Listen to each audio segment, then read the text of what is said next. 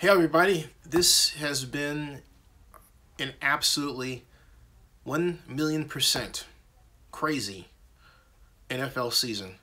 After all of the early preseason predictions, after the preseason warning signs that our defense was going to be a problem in terms of stopping the run, after the early on fits and starts, after everything else,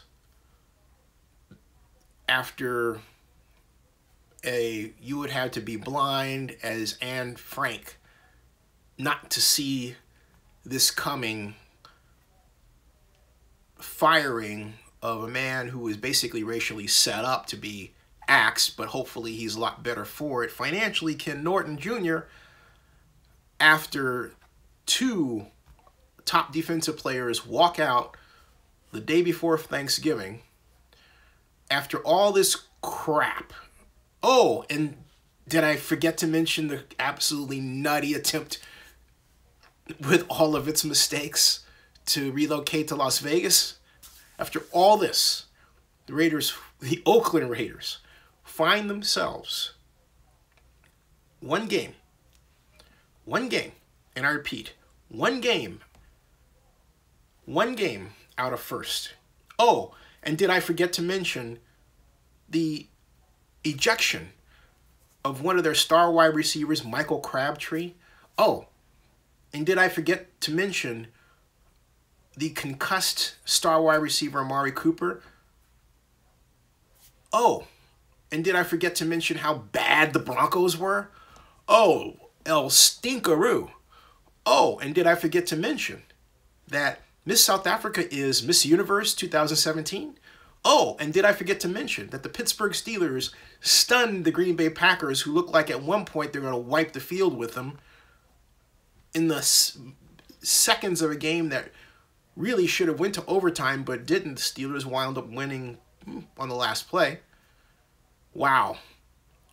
With all that, I say hello to Zenny62 for a Sunday night, and I hope your Thanksgiving was as good as mine. Heck, I hope your Thanksgiving was even better. Can't really top that one. But, yeah, it was... What a way to start off the week. Oh, and did I forget to mention the Soul Train Awards are on? And that Tony Braxton is still kicking it at 50. Whew. Man, oh man. I mean, did I mention that former Cal vaulter Allison Rock is dating a golfer? I think she's still dating him. I don't know. She should aim higher. Just kidding, Ricky Fowler. Oh boy, oh boy. Oh, let's see. Let's where are we here? First of all, as I go to warm up the page, I say hello to everybody, and I say this to the flock, that I still worry about, and in fact I'm very worried about the locker room of the Raiders, where three of their top of the top players of the team, Michael Crabtree, Gabe Jackson, are ejected. You know, two of the top players, Michael Crabtree and Gabe Jackson, are ejected in the way that they were. That, when you drill down to it, we may see a suspension for Crabtree, because not only did he get into it with Aqib Talib, he sucker punched Chris Harris Jr. None of that has anything to do with football, okay? And it goes against something that Bill Walsh, who is my favorite coach, and because he was really more than a coach, he was a creator of philosophy. But Coach Walsh had a view that you should always think of the opponent as an object. You don't waste time getting into arguments with your opponent. You don't get into fights with your opponent. You simply go out, you do your job, and that's it. You know, that's it. Right? Do your job. That's what Bill Belichick preaches. Notice the similarities between the Patriots and the Niners in terms of a philosophy. When was the last time when was the last time you ever saw the New England Patriots, who, by the way, just broke the NFL record for playoff appearances that was held by the Dallas Cowboys, I believe, from 1969 to 1985. 16 straight years of playoff appearances for the Cowboys. The Patriots broke that by 1 year, just this day. When was the last time you saw the Patriots getting in a situation like that? Deflategate's one thing. Spygate, fine. But, you know, a brawl that takes out two of your top players, I mean, I just don't get it, okay? And so I don't get it. So my point is, when have you seen that, okay? I don't like that at all, period. I straight up don't like it, because it's not the way of a winning football team. Even when the Raiders went to the Super Bowl, when they played against the coach that they had just been built by, John Gruden at the time, those Raiders didn't do that. They had Tim Brown, Jerry Rice, Rich Gannon at quarterback. They did their job. But now we're in a society where people seem to really get drilled down on what I call immature ground play. That's immature ground play. That's the kind of stuff that goes on in, you know, high school or junior high school or in elementary school. You know, who fought whom, that sort of thing, and then why the fight started and all that, as opposed to, hey, you know what, this sort of thing shouldn't happen. It reminds me of stories about Berkeley High teachers going and actually encouraging their students to fight and then getting in the fights with their students, okay? It's that kind of thing. That's got nothing to do with winning a football game at all. At all. So my point is, Jack Del Rio, this is on Jack Del Rio. And if anyone of you out there thinks that this is the Raider way, no, this is not the Raider way. The classic Raider way is to fight your battles on the field, like Phil Villapiano having the specially reinforced cast to deliver that forearm shiver. If you don't know who Phil Villapiano was, he was one of the Raiders' most famous linebackers, number 41, person I had the pleasure of interviewing in Reno, along with Conrad Dobler, another famous NFL player. Both of them were known for what we now call dirty play, but it was on the field. Off the field, cool, okay? They weren't, I mean, look, if they did anything that was untoward, you didn't know about it. They were sly. And they made it within the scope of the game. What they did actually enhanced their play. I'm going to repeat that. What they did enhanced their play, okay? So I don't cotton to this sort of thing at all. I don't, okay? And John Mark says Aqib Talib needs to be banned for life, and Octavio says he agrees. And Nick Rangel says OBJ and Norman fought and didn't get suspended, so I don't think that's going to happen here. But I agree with you about Aqib Talib, because this sort of thing happens far too often with him. And he should be, I mean, something has to be done to stop this sort of thing. Nick Rangel says, players usually don't get suspended for fighting just fine. Jackson is more in danger of getting suspended for running over a ref. Yeah. I mean, why he did, my point is, I don't know where our society is going, that football players who get paid millions of dollars feel it necessary to, let's see, get out of their Bentleys to challenge Raiders season ticket holders, run over referees to get in fights, come off the bench to basically move a referee out of the way to get involved in a fracas that really he has no business being involved in. And then this. I mean, I can go on and on and on. And all this I mentioned happened this year. Okay? To us. So, this stuff is crazy. And Octavio says, Eric Guerrero says he blames Jack Del Rio. Should have had a talk with his players before the game. Philosopher King says he needs to get... I've said that before. And John Mark says both will be suspended by the end of the week. 831 Scott, how y'all doing, by the way? Says that was the second time Talib ripped Crabtree's chain off. Talib's fine and suspended too. John Mark says tailback is a punk and deserves suspension too. And Sofa King says, why should Crabtree be suspended? He needs to stand up for himself. I don't agree with that, okay? Look, you're out there to play football. It's not a street fight. Okay? I do not... What would the term be? Invest in that idea, okay? I don't. I don't. And I don't invest in anybody who insists on thinking that way. Stand up for yourself. It's a football game. You're paid millions of dollars to execute a route. My point is that when you are out there, do you think about the game plan?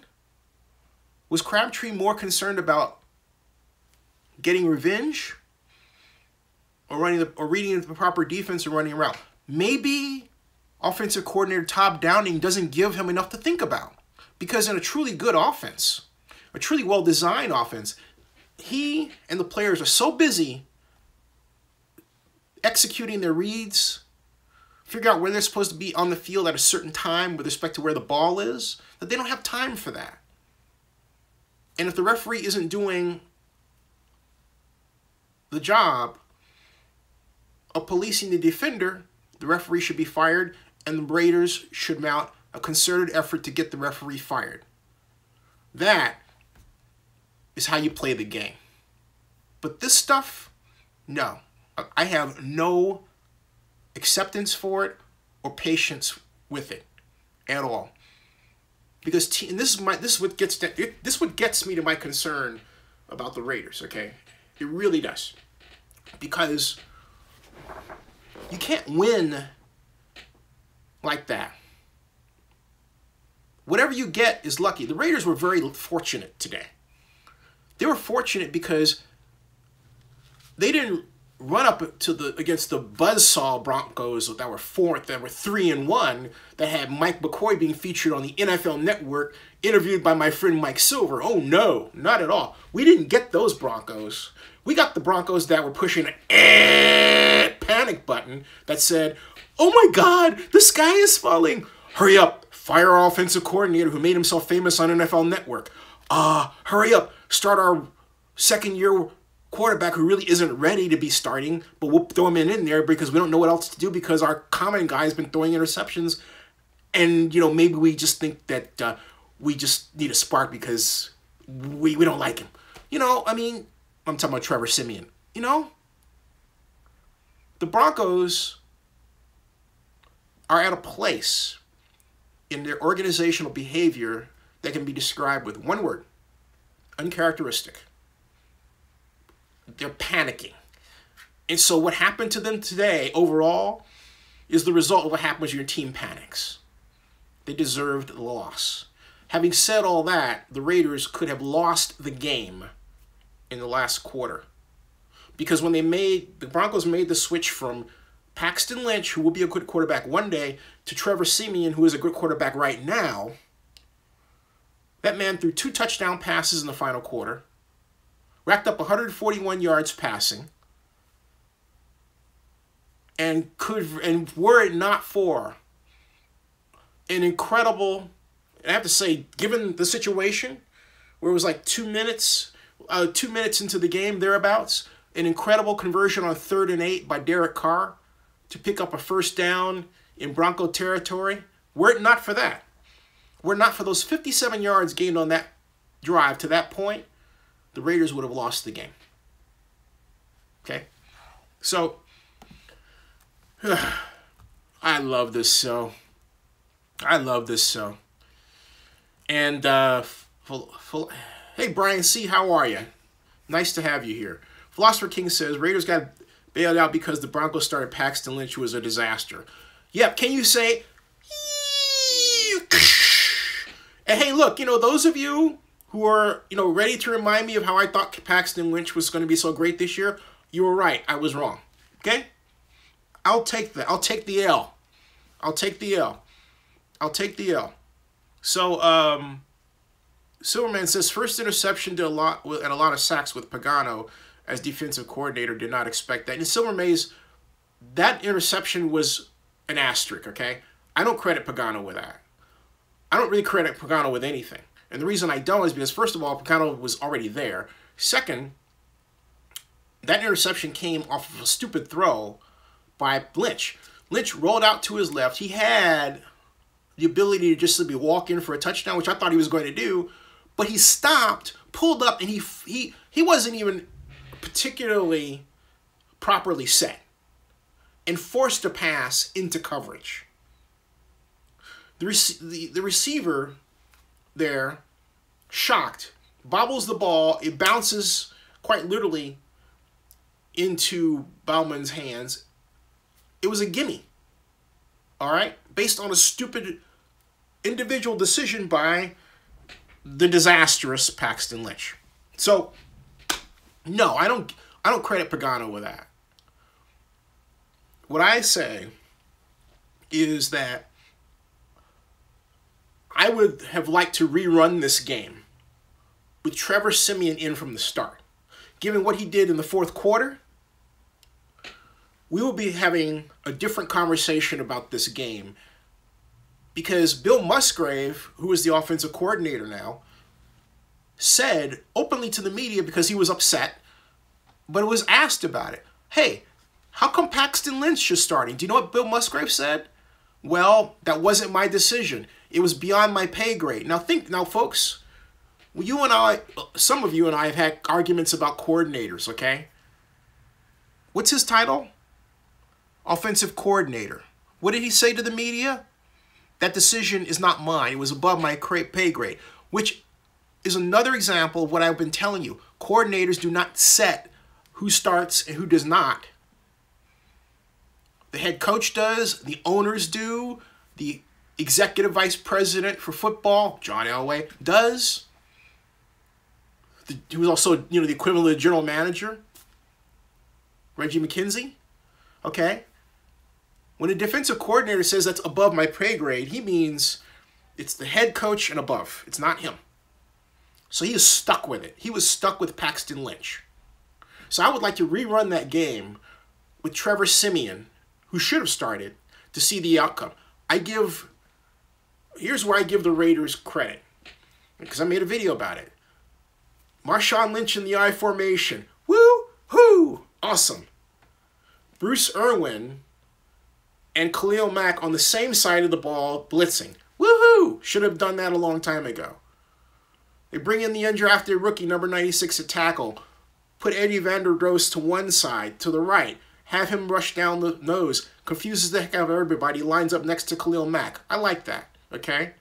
They had to mix it up. They had to.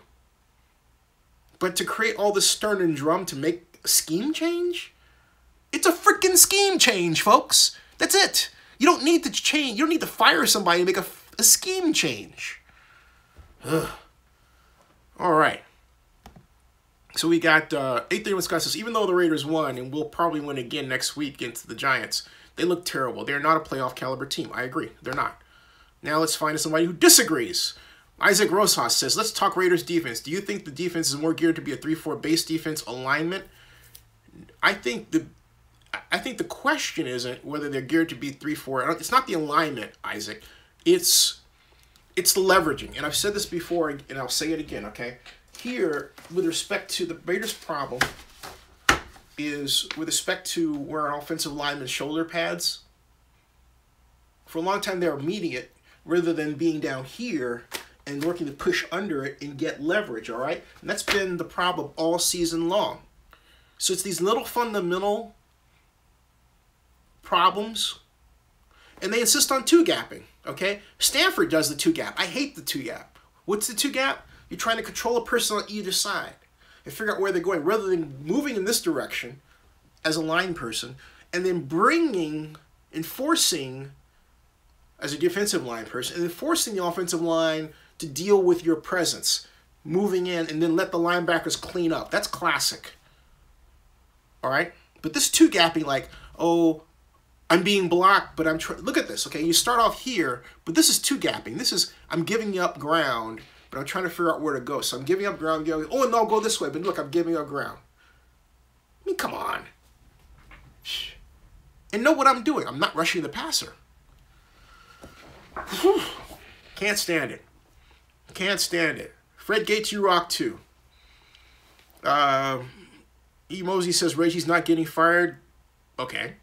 And Donis asks, do you think he should get fired? Donis, are you asking Reggie or E. Mosley? Superman says running zone runs with players who aren't good at zone and blocking. Thank you. As opposed to a trap block, which I really believe is what Marshawn Lynch is missing. And James McClendon says, Zinni, what updates with Vegas? How are things moving or not moving in terms of progress or regress? Well, right now, it's the holidays, so what the Raiders are doing is they're bringing their newly hired development coordinators up to speed on what to do, because they were just brought in the last meeting. They weren't even brought in, a contract was signed, so that's the first thing. The community benefits agreement hasn't been signed, and then bing, bing, we still don't have an agreement with UNLV. So basically what's changed? Nothing. Hey, I've been credentialed to cover CES Las Vegas for the 9th straight year in a row. So I'm going to saunter on over for myself and you know, put my own eyes and camera and live stream on the site and see what's happening. I'm not going to go on the site, okay? But my point is, since I'm media at CES, I'm going to do double duty. I'm going to cover tech. I love CES Las Vegas. It is my mecca, all right? I mean, I've gotten a lot of great stuff from CES Las Vegas, okay? And I love it. It's a consumer tech fan's dream. But it also happens to be right in the middle of one of the greatest cities in the world. Yes, I did say that, Las Vegas. And look, for those of you new to this channel and haven't heard me say this before, I will repeat, Las Vegas is a great city that deserves professional football, but I don't like the way they've gone about getting the Raiders, let alone the fact that it's the Raiders. I prefer the Vegas have an expansion team. I prefer Vegas have a fully funded plan for football rather than this half-assed thing they're doing now. Okay, got that? Just making that clear. All right, back to the points. Mr. McClendon. Anyway, let's see here. And Philosopher Seguin says, send them the Chargers. Rick Rice, you're the man. Jerome Stevenson says, when are we going to get a black coach? Yeah, well, you know, it's not so much just having a black coach. It's having, and this is what I'm getting at, for those of you who don't understand when I say the action regarding Norton was racist. Again, it was a setup. The Raiders took a lot of time. They didn't hire a defensive coordinator on time. And then Del Rio, facing the pressure regarding not having a minority hire, a major minority hire, picked his friend and then didn't give his friend a lot of power, but let him basically take the heat for Del Rio, you know, not making the proper changes, okay? And in that situation really set up us where we are today, because if it were Del Rio taking the heat directly, those changes they made would have been done at the start, before the start of the year. When you have a problem defensively, you come in, oh, just all out wholesale changes. I'm going to try the pinch defense. I'm going to try a hybrid Rip Blizz coverage system made by my friend Nick Saban at Alabama, which is very effective. A lot of teams in the NFL don't use that, but it's very effective. You see what I'm getting at? If you don't know what Rip Blizz is, go to Google, type Nick Saban Rip Blizz, and then look at images and see the plays, okay? Rip Blizz basically is a way of, you have two inside linebackers. Rip Blizz right has this linebacker basically playing a kind of a tamper 2 over here, all right? And then you've got your safety that comes down. The strong safety comes down. Generally, you play the flat. And it's a way of handling, it's a way of achieving a kind of a zone look when you have a 3-by-1. When I say 3-by-1, I mean 3 wide receivers on one side, one on the other. All right. So that was their way of achieving this kind of approach of stopping the short pass out of that formation. So and also not only that, a lot of people were really getting decimated by, particularly if you were playing a 3-deep zone. All right, the basic idea, if someone sees a 3-deep, is, oh my God, it's a 3-deep. I can really pass on you any kind of way I want to. And so the rip Liz was a way of correcting a defensive weakness when you're playing 3-deep. But I digress. My point is, the Raiders could be adopting those innovations. All right. So and there are a number of coaches who are black who know those. But when you understand football, it becomes less a matter of who you know than finding a person that knows what you need to know, who's an expert at it, who's played in it, and then you put them in. That's why I was saying Todd Bowles, would have been an excellent defensive coordinator. Again, but I digress. Let me come back to the matter at hand. Now, did the Raiders' overall defense play better? Again, the Broncos' offense sucked so bad, I just can't say that it was an appropriate test. I can't. When Trevor Siemian came in, it was like, oh my God, look at these stats go up. So I'm still saying, you know what? Jury's still out. All right? And so I thought Silver Mace, I said that. And Fred Gay says, I co-signed that. I think we should get the right coach for the job. Color shouldn't matter. And right. And see, my point is that, look, if you're going to hire, thank you for the investment, Mr. Backman. And I've got some work to do on that too. If you're good, don't hire a person just because they're black. Hire their person because you're familiar with what they can do. All right. And if you're in a situation, this is a big lesson with what Del Rio did with Norton. Don't put somebody in a situation where you have to train them as the boss, as defensive coordinator. If you have to train them, don't hire them. Because that's what set up the situation that got the Raiders into trouble. And that's Del Rio's fault. And as far as I'm concerned, Del Rio ought to get sacked for it. Because that was wrong. Because Del Rio created the situation of the Raiders' poor defensive play by not working with his defensive coordinator to correct those problems. These problems, how many times we talked about these problems? They existed all season long. They didn't just pop up like dandelions in the turf over the past, 10 days. They have been there. So, all right. I'm trying to make sure I get your comments here. And I'm going to get people who... Patrick and Blackman says, we need a fresh mind for head coach and coordinators. Right. And Big April says, our Max junk sacks. And Philosopher King says, the regression of our offense has been so bad, something needs to change. And Big April says, yeah, he's being doubled all the time next. And, even with that, I think Big April was talking about Khalil Mack, and I'll get that in a second. Because even when Khalil Mack wasn't doubled, and I point to Jack Conklin with the Titans, Jack Conklin handled Khalil Mack. He just handled him, okay? And Silver Mace says, Raiders defense makes Cutler look like Joe Montana. And Ash Ketchumal says, don't wave the flag in victory. And we've got, Ash Kutchma says max sacks are junk sacks against inferior players. And again, to buttress what Ash is saying, I point to, among others, how Jack Conklin single-handedly handled Khalil Mack. And he wasn't the only player to handle Khalil Mack successfully. And people have criticized Bruce Irvin, but look, Bruce Irvin on the strong side has habitually gone against better tackles. But they turned around, they tried Khalil Mack, okay, against Conklin, and Conklin handled him too. I think that's a testament to the simple fact that the NFL has some really talented offensive tackles. And the Raiders should have snapped up one of them in getting, in Cam Robinson, which would have put Donald Penn effectively on the bench. Ash has written a lot of comments that are pretty good. Big Able says, how many sacks did Mac have? I'll check that.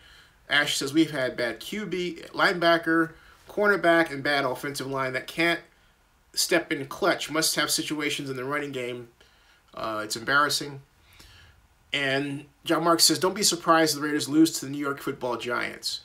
Yeah, and I'll say one thing. You know, look, the Raiders are fortunate to get the Giants because the Giants come at a time when the Raiders,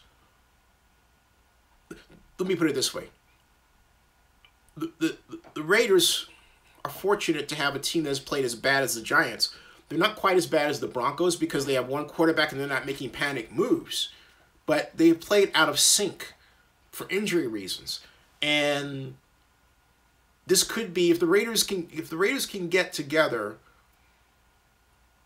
on offense in particular and really get away from their desire to establish the run first in the first half of a game and just, you know, pass on first down, mix formations really well, and concentrate on the objective of building a big lead first, and then run the second half, I think that's a better formula to use. That's what the Falcons are doing. That's the main adjustment that Steve Sarkisian has brought in as we've entered the second half of the NFL season. And Steve Sarkisian is the offensive coordinator who's replaced Kyle Shanahan with the 49ers. Steve Sarkisian is now doing a better job, I argue, than Kyle Shanahan was when he was first brought in to the Falcons. Shanahan was instrumental in the Falcons having a 5-win, no-loss start, but then they famously crashed and burned their first year. And so a lot of talk was, well, you know, he's getting used to the players and all this. Sark, more experienced offensive coordinator, comes in, knows a lot of different systems and players, and adjusts. Has, you know, problems at first, but then he makes the right adjustments, and he's got them playing much better. He really does. So I really point to what Sarkisian is doing with the Falcons as the model of what you want an offensive coordinator to come in and do. And not something else, too. When Sarkisian started out, he was on the sidelines, okay? He moved up to the box.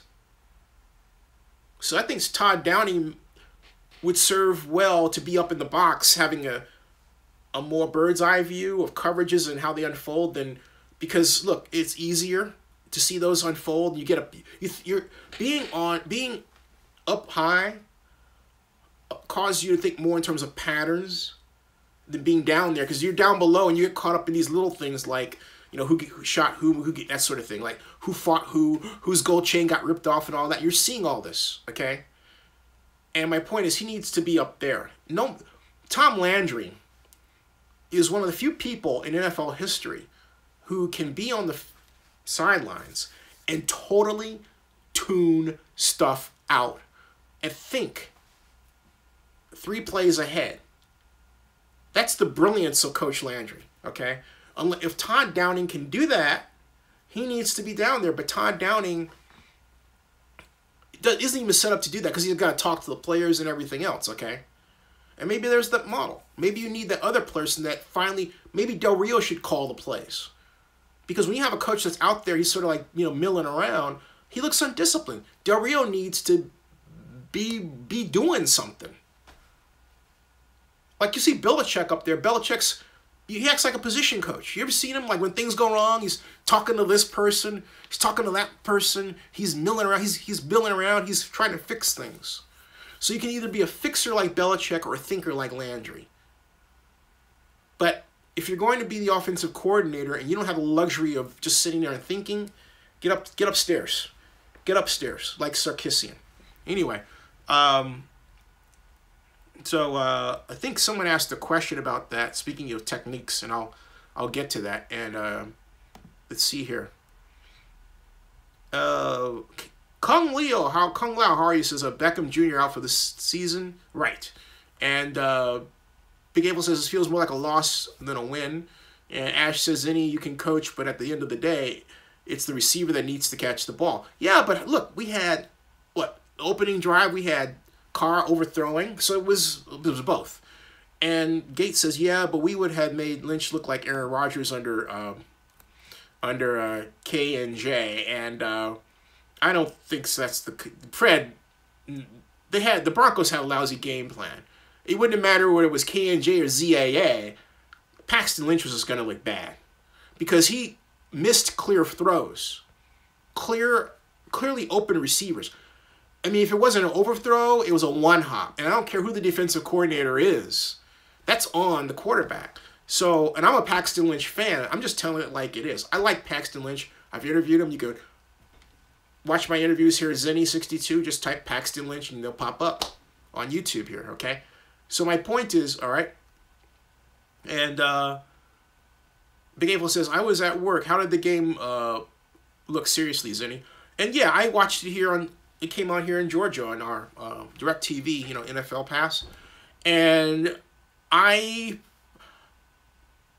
tell you again, my thoughts are clouded by the love I felt for the Raiders using the I formation with Marshawn Lynch, all right? And because I've called for that quite some time. And it was pleasing for me to see Marshawn at home. The I formation is the schematic home of Marshawn Lynch. Now, that was fantastic.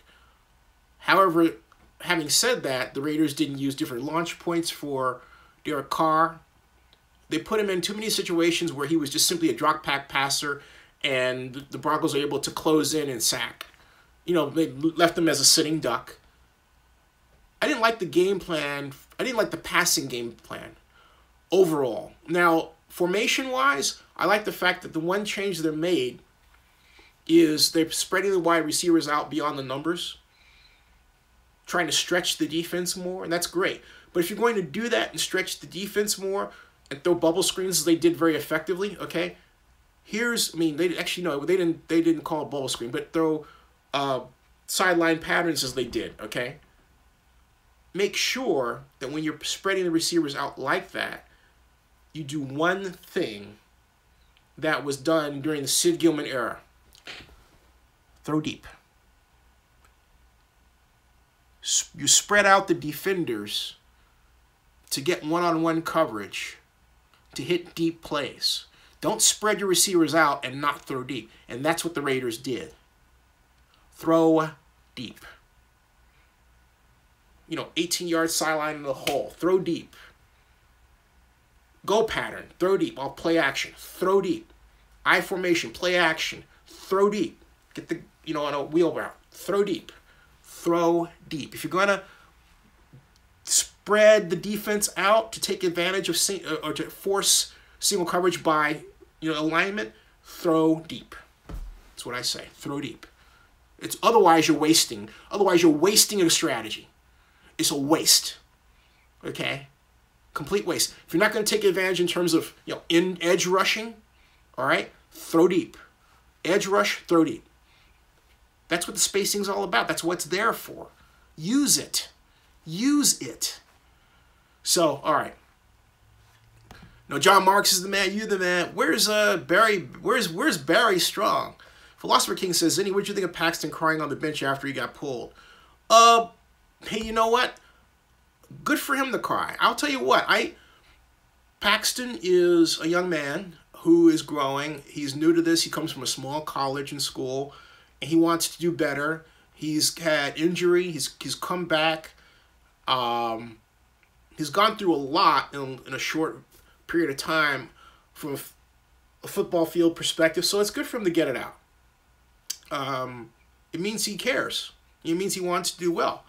I would be more concerned if he was sitting there laughing, but he wasn't. He wanted to do well. He didn't want to get pulled. He wanted to play. He wanted to show what he could do. He was so ready. I mean, his agent, Lee Steinberg, is one of my good friends, all right? He was so ready that he got jitters. And so I know This is a game he wants back. And I know he's replaying those throws in his head over and over and over again. And on top of all that, he's got to deal with the statistical fact as well as the, visual fact that Trevor Siemian came in a very short period of time, outplayed him. So Simeon's back, logically. So that was it. Now, I could criticize, there was a lot of things he did. And also, for example, he had a sure touchdown for himself. He could have ran it in, but he had to throw the pass and it was intercepted. After he threw a pass that he thought was a touchdown, was taken away from him. And he's probably thinking, Lord, why did you take this stuff away from me? It's a good learning experience for him. I remember when I saw Peyton Manning my first time, and that was 1998 when the Colts came into town to play the 49ers at Candlestick. Peyton looked awful. And I remember thinking, he's not going to be a very good NFL quarterback. You grow. Peyton made a lot of the same mistakes that Paxton Lynch did today. He'll be all right. So, I hope that answers your question, philosopher. And so, Ashworth, John Marks says, Paxton, crying. Hey, John Marks, you got me on here, okay? I admit that one. Big April says, who will start at wide out if Coop can't play next week? And that should be Mr. Roberts. Let's see how that. I hope Coop recovers from that. Ash says, when you run double high safeties. Yes. And although, I would rather run double high safeties with 5 short man as opposed to 3 deep. Jerome Steffen says, Zinni, you should be head coach for the Raiders, man. We need more black coaches anyway. Hey, I'd love, if the Raiders came to me and made me an offer, I'd love to be quality control. Quality control like Ermal Allen. You're going to probably say, well, who? What?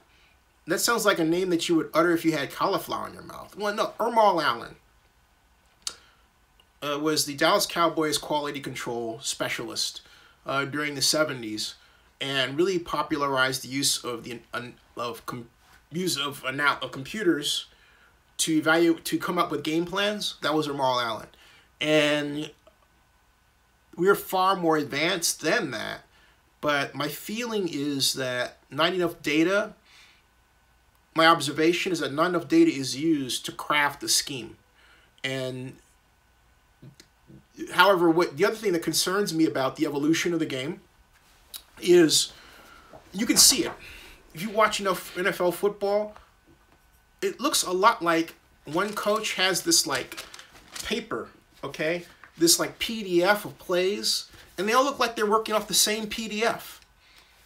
There are plays that the Falcons run that are bootlegs that are of the same design as the Buccaneers, or not every team, but some teams, a good portion of them, look like they run the same plays. And that's what makes the Philadelphia Eagles under Doug Peterson and Carson Wentz so fun to watch. They're not running cookie cutter.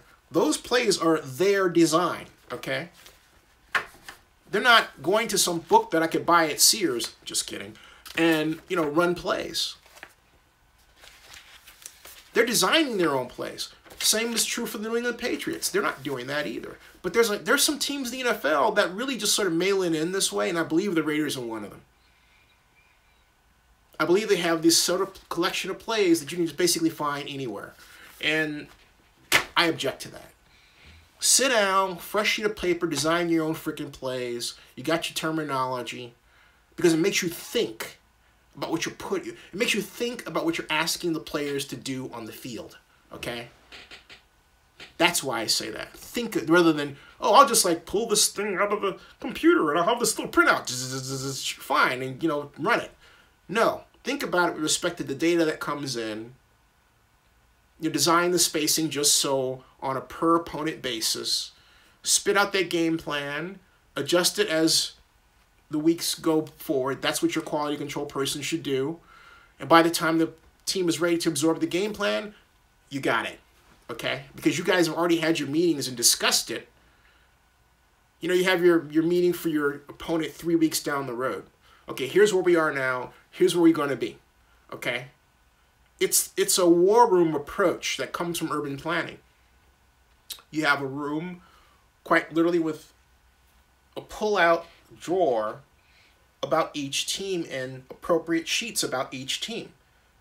And, you know, a little adjustment page, whiteboard, you know, like a whiteboard. I adjusted this, we adjust that, we adjust this, we adjust that. Because we're keeping track of what they're doing statistically as the season goes on. You understand what I'm saying? That's what I'm talking about.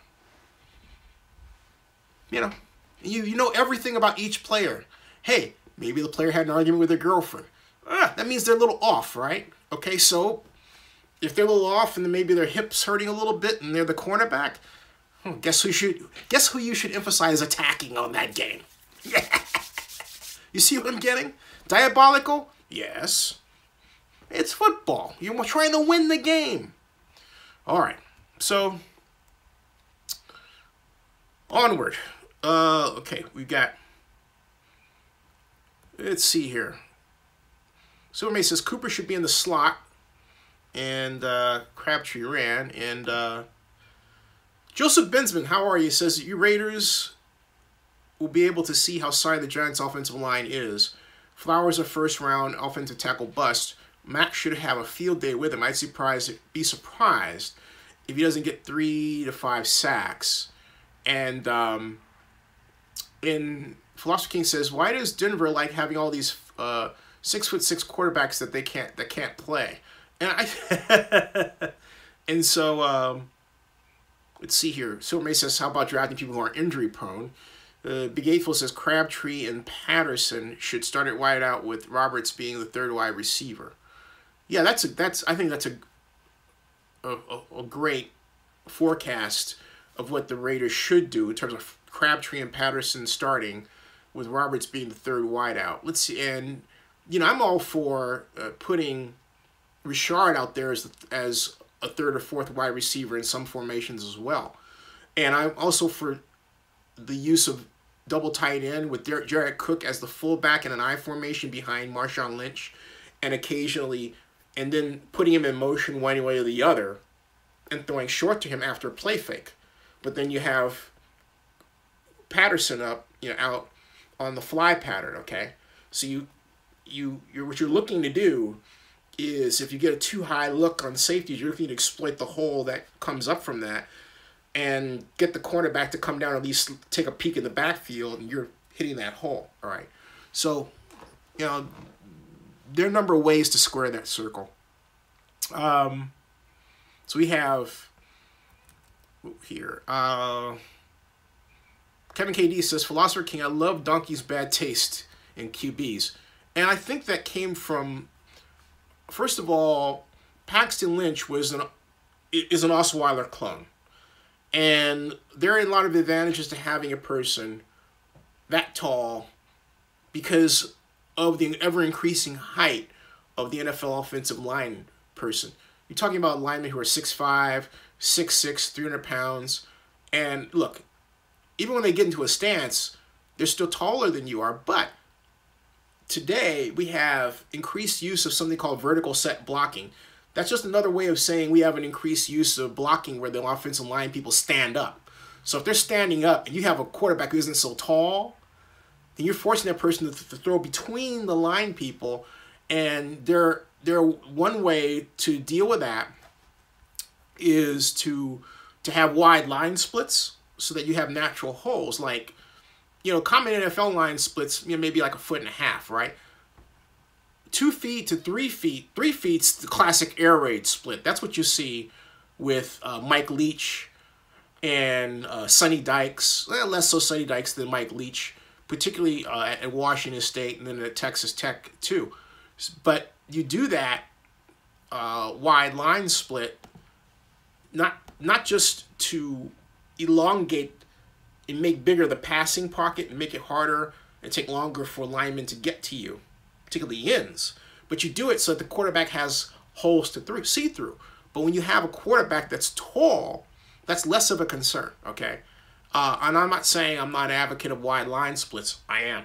But I'm also explaining why there are some people who believe that, you know, having a taller quarterback like Mark Wilson in his day for the Raiders, who is 6'6", Arizona State, is better than having, you know, your quote average size quarterback, unquote. All right, so so there you go. Silver Maze, lots of comments here. Can't get to every single one of them, folks, but I'll get to the ones that I think that stand out that I think are cool.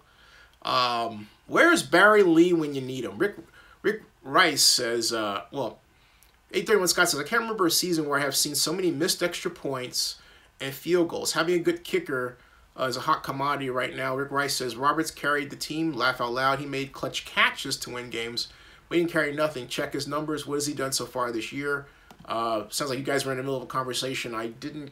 How did that? Oh, Ash says, Rick, you serious? Run last year's tape. Roberts earned the money as clutch player that carried the team in 4 games. Yeah, that's true. Rick Rice, Ash is right. Seth Roberts has been awarded as, in fact, he was awarded with a promotion essentially, and by the Raiders because of his play last year. So Ash is right, and absolutely. And so Rick Rice says trade to leave for Crab was a win for the Raiders. And so Silver Maze says Talib got ejected, so all that did was hurt the Broncos defense. Yep. Because for all of that stuff that Aqib does both on and off the field, he's a great corner. He's a great cornerback. He is. And Kung Lao says, I like to see more plays with Johnny Holton running deep. Yeah, I mean, last year when we played the New York Jets, Johnny Holton grabbed a scintillating 68-yard touchdown catch. I mean, the Jets, of course it did happen this year, but last year the Jets were just bombed by the Raiders. I mean, that was classic, this will make Al Davis proud Raider football. It just was beauty to watch. It just was. And as Ash said earlier, Seth Roberts was clutch last year. Look at against Tampa Bay. Get on him, but at least he's making the effort to score. Sure, he fumbled, but at Tampa, he was a hero trying the same thing. Agreed. I could not agree more.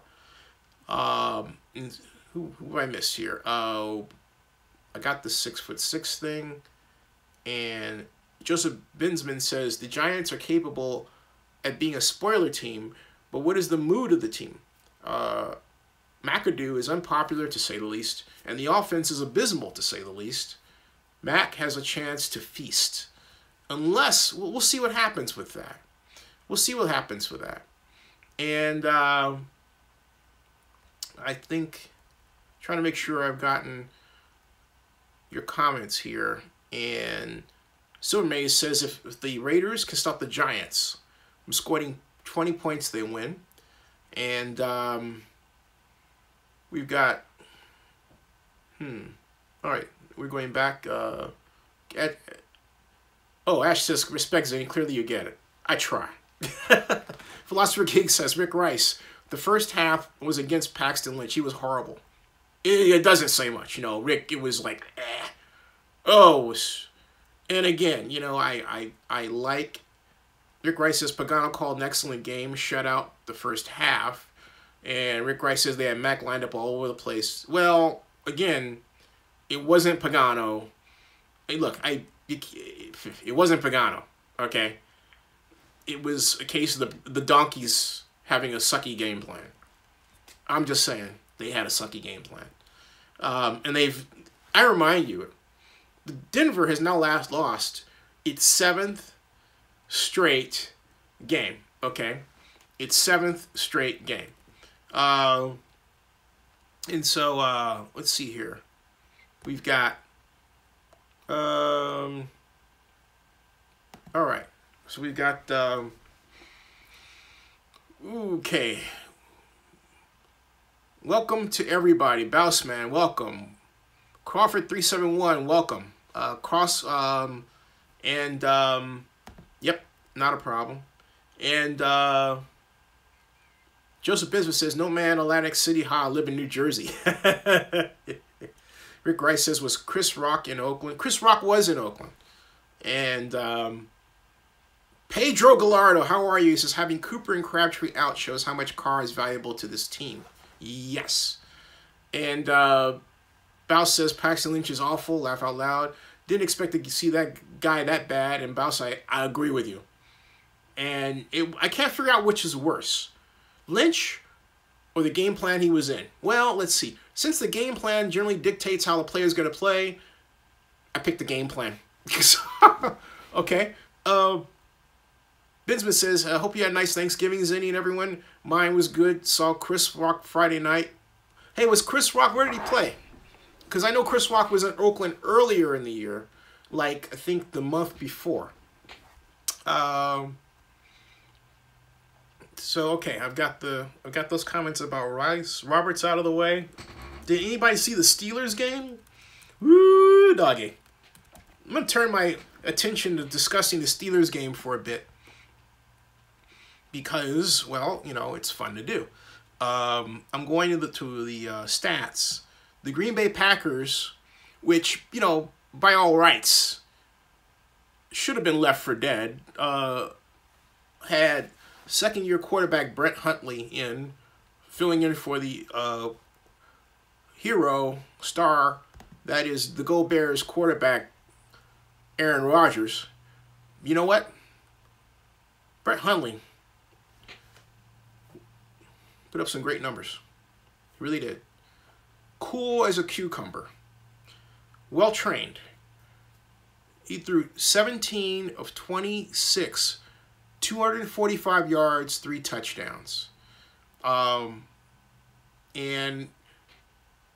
the running game was but Hundley clearly did the job. Now, he was only topped by Roethlisberger, who threw 33 of 45 for 351 yards and 4 touchdowns. And so, you know, most of the game, the Packers were ahead. But the Steelers kept trying to find the right route combinations to use and to spring Antonio Brown loose, and that's exactly what they did. And Antonio Brown made some great catches. Brown, overall, he caught 10 for 169 yards, 2 touchdowns. His longest was 39 yards. What kept them in the game was, even though Roethlisberger threw 4 touchdown passes, he threw 2 interceptions. By contrast, Hundley threw none.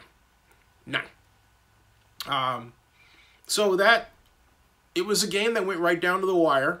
And as these contests, you know, usually do, they're closely matched. The yardage totals generally reflect that, and that was not the case here. In fact, the total net yards for the Packers was just 307. For the Steelers, it was 462. The Steelers rattled off 70 plays versus 54 for the Packers. They had a 6.6 yard average and 5.7.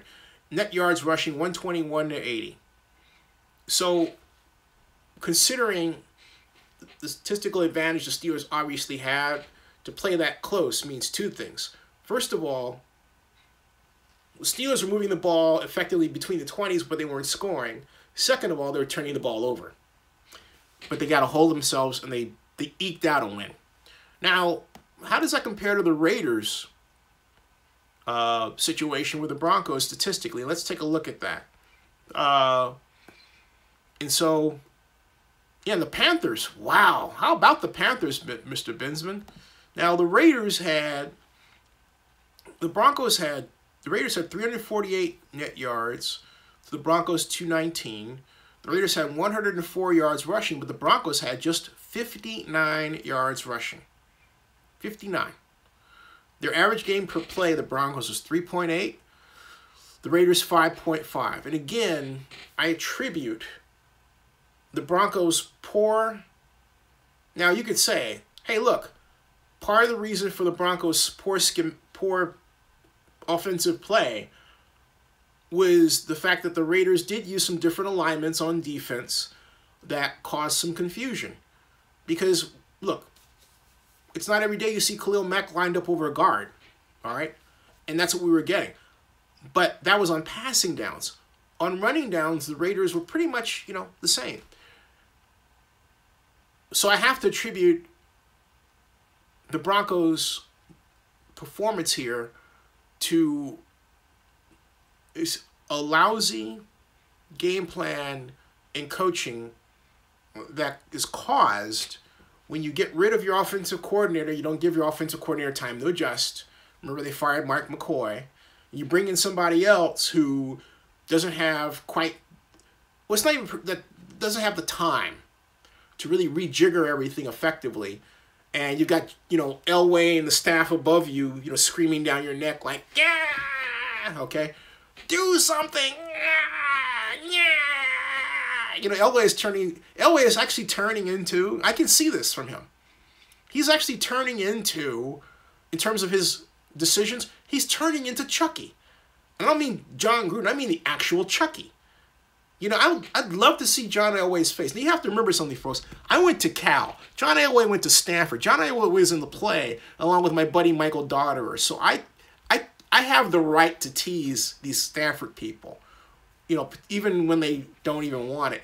But, you know, there's nothing I like better than the Elway, like, nah, nah. And these actions reflect it. Ah, yay. Go Bears! Beat Stanford! Anyway. Oh my goodness. There's nothing more fun than the Cal-Stanford rivalry. Well, few things. But you get the idea. Welcome to Zenny62, by the way. Come on in, the water's fine. Fumbles. We had in terms of the Raiders. Oh, well, we're talking about the Raiders in terms of offensive output, all right? I don't want to lose focus on that. Marshawn Lynch, first of all, rushing was 26 carries, 67 yards, 1 touchdown, longest gain 7. That's bad, especially when you look at Mr. Washington, who, it has to be said, you know, just plainly outplayed him in terms of carries and yards per carry, okay? I mean, Marshawn Lynch carried 26 times and gained 67 yards. That ought to be 26 times and 150. Now, is that the Bronco defense? Yeah. They keyed Lynch. So they keyed Lynch like that. And they keyed Lynch like that, but do you see, I'm asking, do you see play action with Lynch? I don't see it.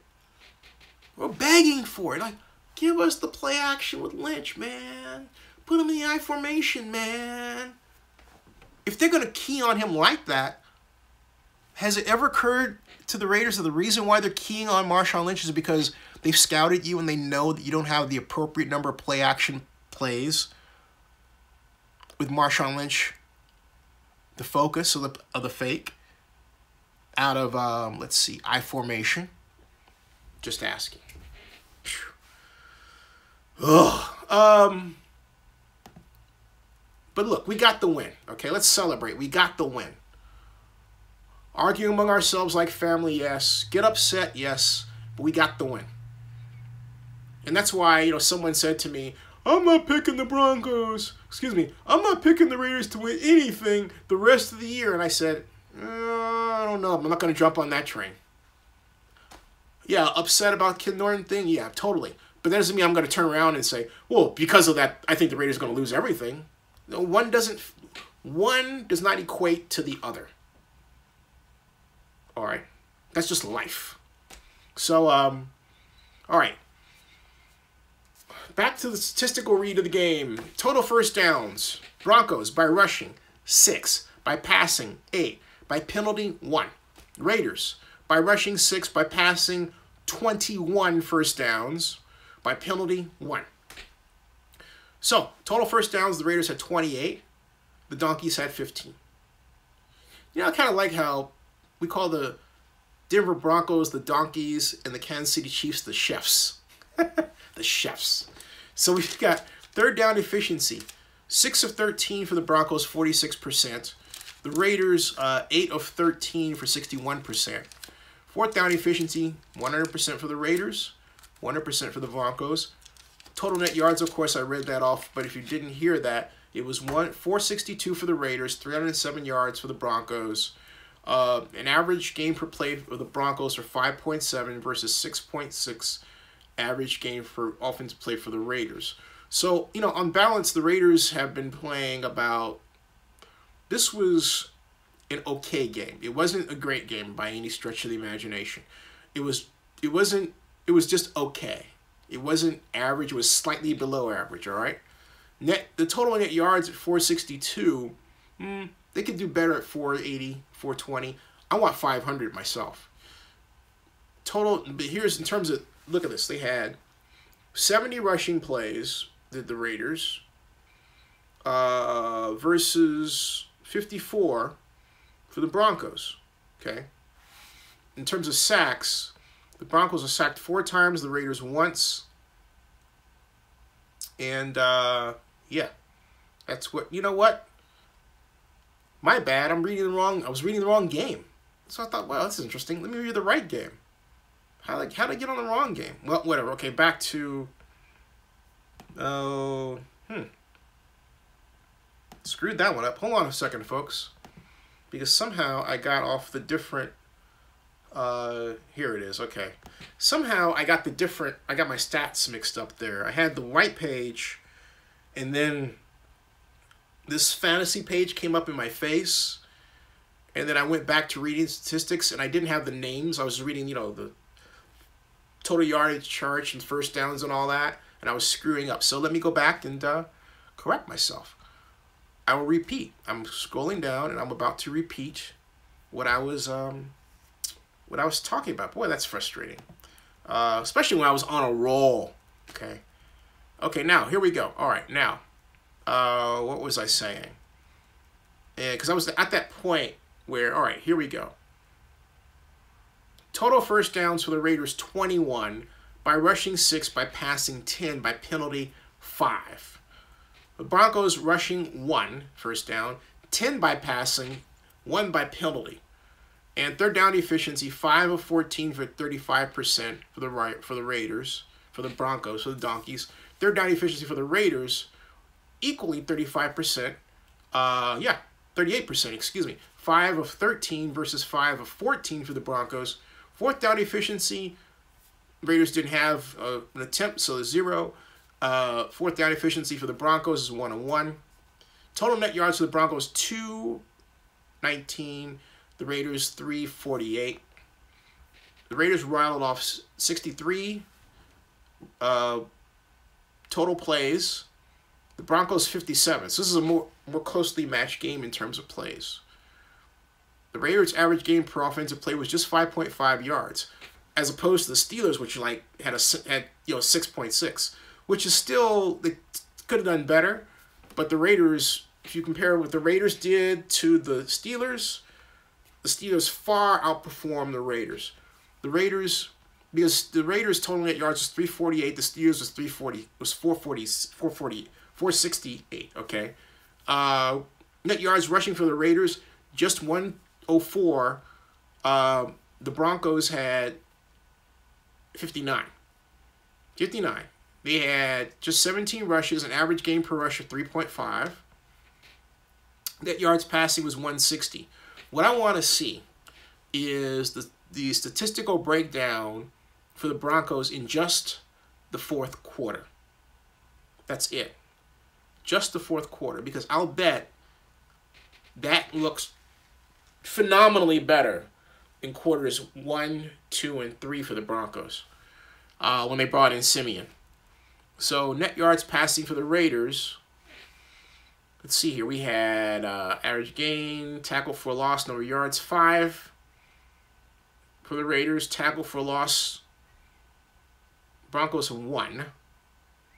And we have had, it was yes yards rushing. Time sacked, 5 sacks. The Raiders had 5. The Raiders sacked the Broncos 5 times for 30 yards. That's great. Derek Carr was sacked just twice. So the Raiders had 5 sacks. I think someone asked what the sack breakdown was. I don't have that here. But the Raiders had 5 sacks for 30 yards. And Average game per pass play for the Broncos was 4. For the Raiders, it was 9.4. No blocks for either team. That punting average was about even, 41 for the Broncos, 42 for the Raiders. And so overall, this is a game that you can look at it two ways. You could say either the Raiders did, well, basically, if you look at these statistics, the Raiders did well enough to win. Because that was the outcome. But is it the kind of game you want to hang your hat on? No. Because compared to what the Steelers did or even the Packers, it sucked. So, and Joseph Gutierrez says, we sacked them because Pagano made our defense better. And I would say we sacked them because the Broncos' game plan sucked. And I would say we sacked them because Paxton Lynch had an awful game plan. Awful game. Played an awful game. So again, I would not at all hang my hat on that idea. And so, as Baus just pointed out, Pagano is getting credit for Paxton Lynch being Paxton Lynch under a lousy game plan. The game plan sucked. Chris Jones says, but let me guess, if Ken Norton Jr. was a coach, we'd be parsing this defense. And Chris, that doesn't make any sense. And Chris Jones, okay. Okay, so Chris Jones is asking a ridiculous question. So I'll give him time to think about it. Chris, you're new here. If you're going to say something, if you're going to make a comment, make it smart. If you're not, don't come back. Again, I don't want viewers to the point where I'll put up with BS, okay? So if you want to stick around and say something, make it smart. But if you're going to be a smart ass with me, I'm going to boot you. I have no patience for it. I don't need you. Onward, okay? So, Boss says, Zinni Musgrave played not to lose, never challenge defense. No, he didn't. But you know what? I think, and that's an excellent point. I think part of the problem, I'm just going to speculate, may have been how much he watered down the game plan. Work with me here, because Lynch, he felt, couldn't absorb as much. And I go back to what Musgrave said to the media, to a media person, and communicated on the broadcast where Musgrave had said, hey, it wasn't my decision to start Paxton Lynch. That was above my pay grade. Translation, you know, I would rather have Trevor Siemian because I think he's more ready, but I got to deal with him. And so when you have, what that means, okay, is there are plays that you would normally call to take advantage of what the Raiders are giving you that you feel Lynch can't run or call effectively. Maybe he didn't do them well in practice, so you don't call them, which handicaps everybody. I believe that was the situation. So, John Mark says, vote for Zinni. Crawford says, Musgrave was not aggressive at all. No, he wasn't. And Baus says, Trevor Siemian clearly better than Paxton. Oh, yeah. And Andrew Buchanan says, are the Raiders going to Vegas or what? I'm tired of caring if they're leaving us. Well, they're working on it, but it's not going well. Pedro says, reports of Todd Downing will be fired. Does he make next year? I think, you know what? I felt sorry for Todd Downing to have to hear that, because you don't know where these reports come from, and they're put out and they put in a headline with zero credibility, and yet they get quoted. Todd Downing is a great quarterback coach. Do the Raiders need a better offensive coordinator? Yes, they do. But to have someone, and this is, again, a problem with the Raider organization, that the Raider organization really, and I'm just saying this candidly, fully aware that there are 43 people watching this right now and listening, and I hope a significant number of you work for the Raider organization, but there is a problem where the Raider organization historically has a tendency to elevate others above other people via gossip. You know, it's like it's like assassination by comment. So if somebody in the Raider office was doing that with respect to Todd Downing, it's wrong. Yeah, it's completely wrong. And give the man, if you're going to help Todd Downing, I'm saying this to people inside the organization. Inside the organization. If you're going to help the man, give him ideas. Like, let me give you an example of what I'm talking about. The Warriors. Steve Kerr will tell you that a great idea can come from anybody. And they've proven it. Well, that's how the Raiders or any other organization in sports should run their team. Instead of taking time to criticize, quote, your guy, unquote. Help him. Give him ideas. You know? Like I said, hey, look, I formation. Now I'm saying I formation, play action, just install 5 plays. Keep working that with Lynch. If you care, if you're truly a fan, give the players you're the fan of, you're supposed to be, give the coaches your ideas. Don't push them out the door just because. Because the ignorance of this, and I just said that, and I said that, the ignorance of this whole deal is this eternal assumption, best demonstrated by Dead Jed York, that doesn't work, is, hey, I'll get a coach next year, and that coach will be better than the one we had before. I think we can see by the Niners' performance this year, that's simply not true.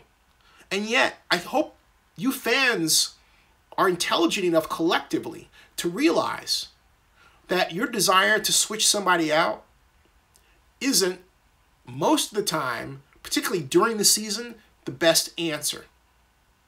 The 49ers have changed coaches, every year for 4 years? And look at where they are now.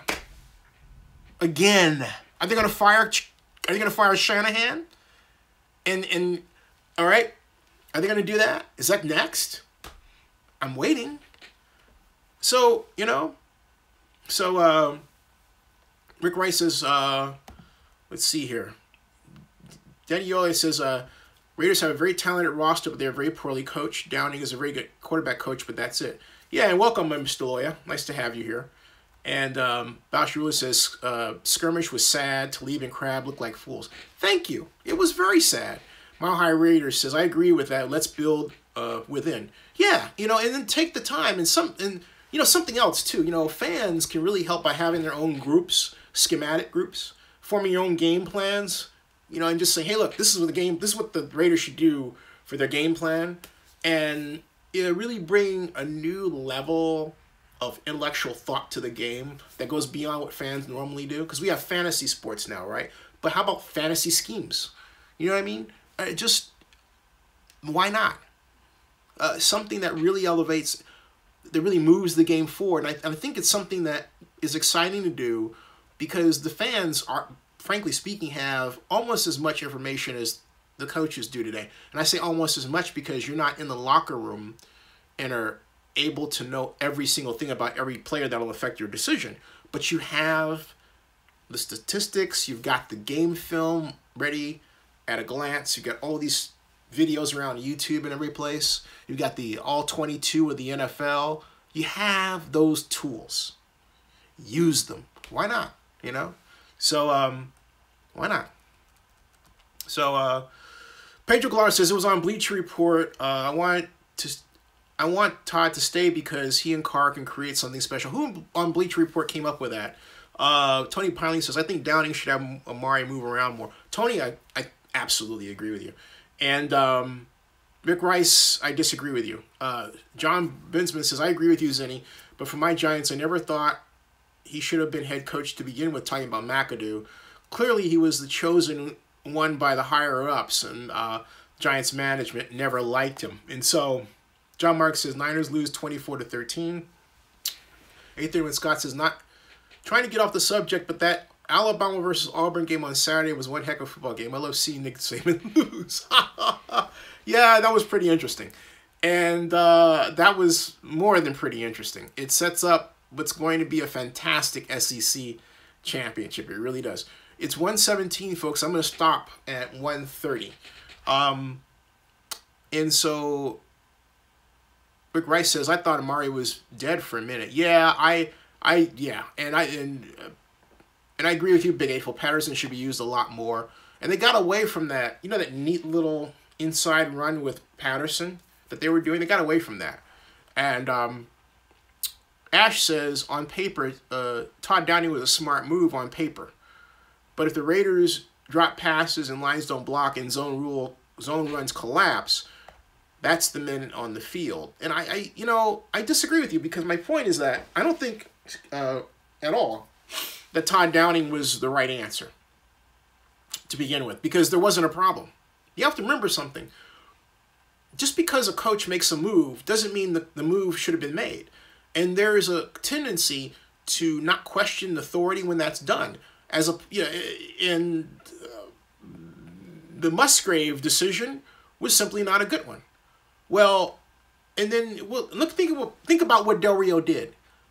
By his comment, by using his, if you will, presidential bully pulpit, right, to the media, whatever the media is today, including me, he says, well, we wanted Todd Downing to stick around before someone else hired him, which makes it look like, in his comment, that Bill Musgrave did absolutely nothing and had little responsibility, if any, for the Raiders' offensive performance in 2016. But we find out now that's not true. We knew it was. I knew that wasn't the case. Okay?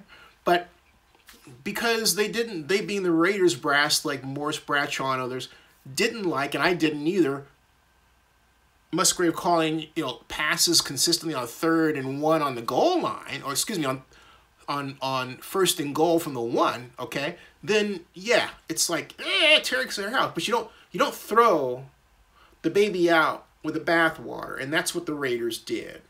And then they covered it up with their media stuff, as they do. It was a completely ridiculous decision. It just was. And too many of the Raiders' decisions are based on butt emotion. And you've got to get away from that. Stick to the plan.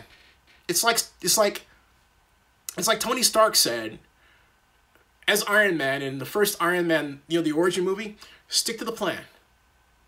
Sometimes the plan isn't necessarily going to work the way you want it to at points, but stick to it. You have Musgrave. You've got an approach. Stick to it. The problem with what Musgrave tried to do come playoff-wise is he was too play specific. And what I mean by that is there's a thought that what makes the New England Patriots so successful is they form specific game plans for opponents. And the implication being that they have an entirely new playbook, right, for every opponent. Well, that's not true. I mean, I'll give you a classic example of what I'm talking about. Super Bowl 51. The Patriots had an approach where they were going to throw deep or mid-range, but it played right into the hands of the Falcons and their incredibly effective pass rush. Grady Jarrett, I believe, had 3 sacks in the Super Bowl, among others. So when they were down 28-9 and getting, just completely their clock cleaned by the Falcons' effective combination of passes and runs, what the Patriots did was they went to that block of short passes that they have had in that system for, I would say, the past 6 years, just by my watching the Patriots as much as I have. And that Ron Earhart offense of theirs. He's the original designer of the concept. Goes back about 15, 20 years. They worked those short plays out of 4 wide receiver sets. And plays where the Brady drops back, 3 yards, throws to Julian Edelman on a 5-yard out. Combination short pass plays where you'll have Gronkowski at tight end running a crossing pattern, and then you'll have perhaps Edelman running like he's going to come out and then coming back in. And the depth of that pattern is all of 7 yards, and that's it.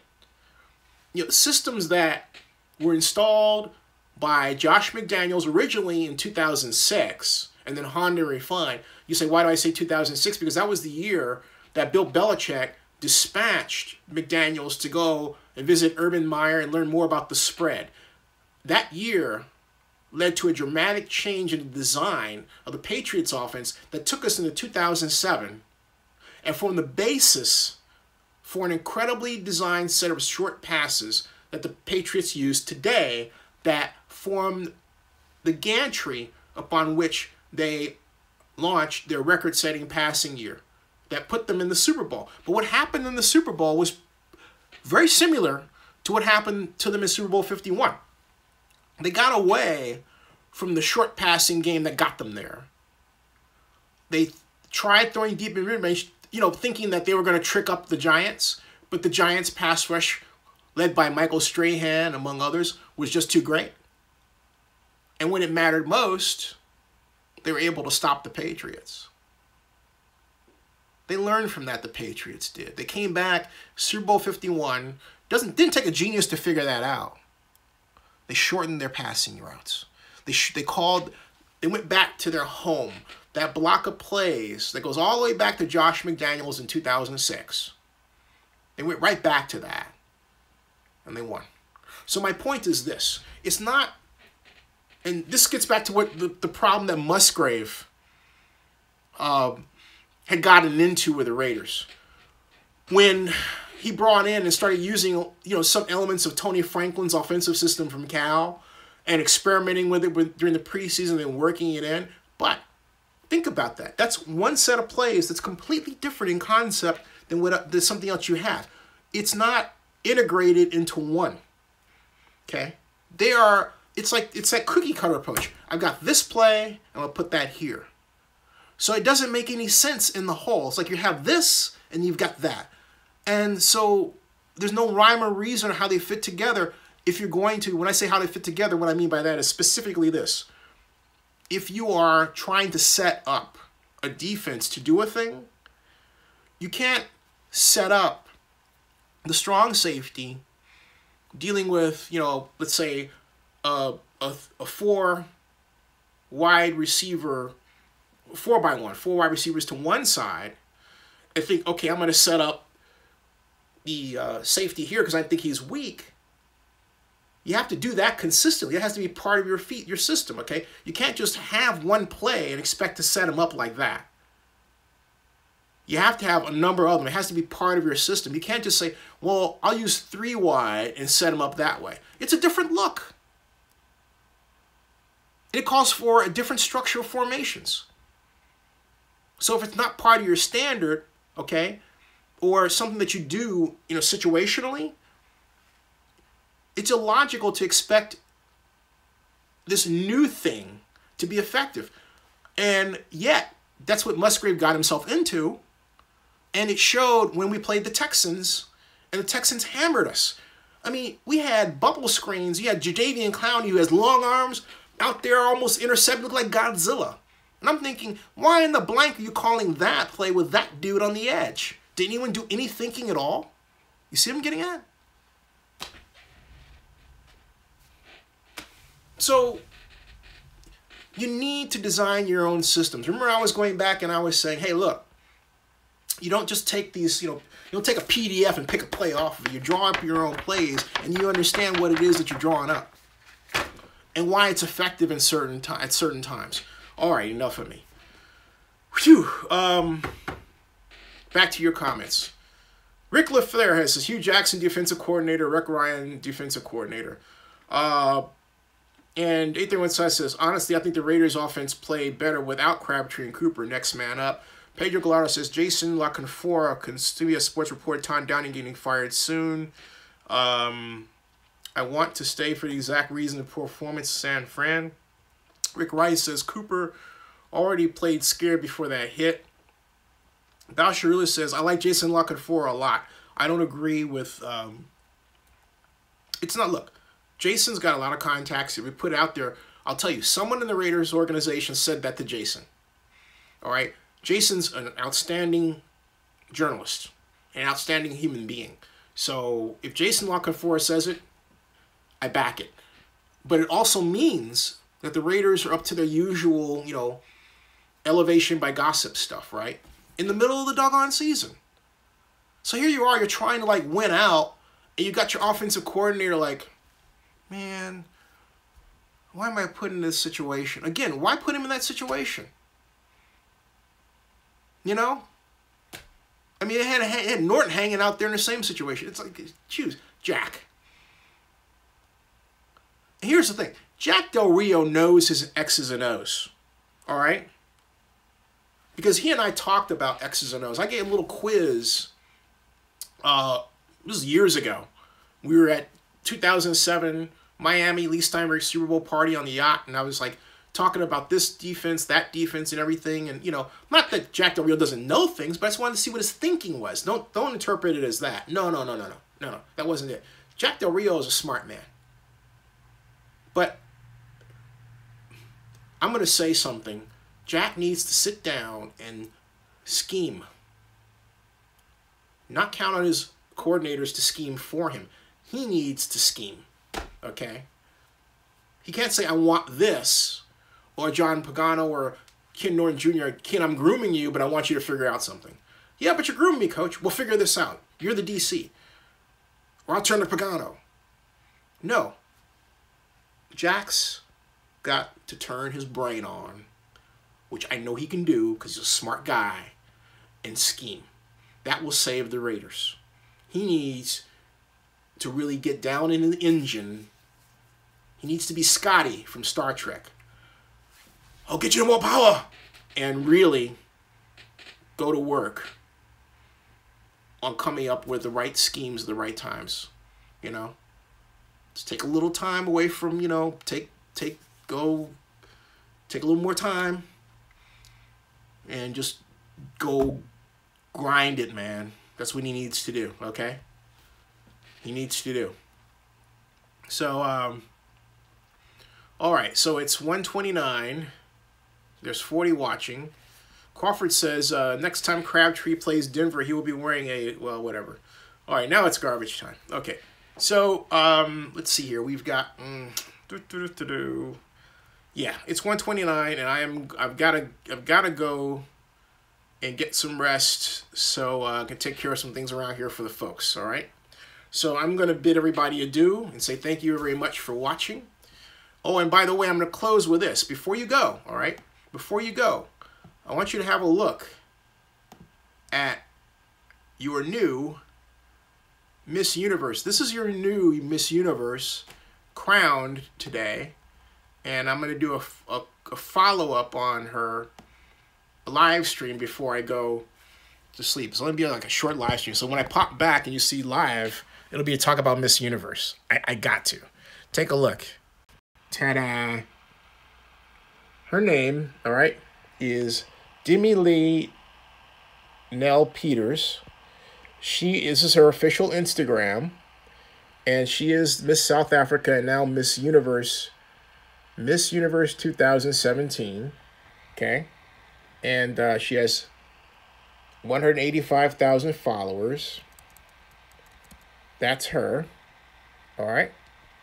Let's see if she's updated this since I first visited. Let's give us a bit of a refresh. See if we've got any new Instagram posts coming in. She's probably too busy celebrating. Nope, nothing new. But as you can see, ta-da, where to watch Miss Universe. Beauty is an inside out thing. And that's Miss Universe South Africa. So, just going to do a quick little thing about Miss Universe and who won and how the Miss Universe pageant has selected, I think, 4 continents in 4 years or something like that. And, yeah, she's an elite. All right, but I'm going to bed right now. Well, I'm going to talk about Miss Universe first. That'll be my next live stream in a few seconds. All right, peace, everybody. Good night. Good night, 831 Scott. Hey, you guys you always keep me on point. Much appreciated, all right? Thank you all. Thank you all for your support, your constructive criticisms, everything else. Thank you all so very, very, very much. You didn't miss Miss Universe this time. You the man, Rick Rick Rice, excuse me. I'm coming back in a little bit. Thank you all, and I'll talk to you all later. Remember, watch horror movies. Keep America strong. All right, thank you all. Talk to you all soon. Thank you. See ya. All right, see ya. Thank you.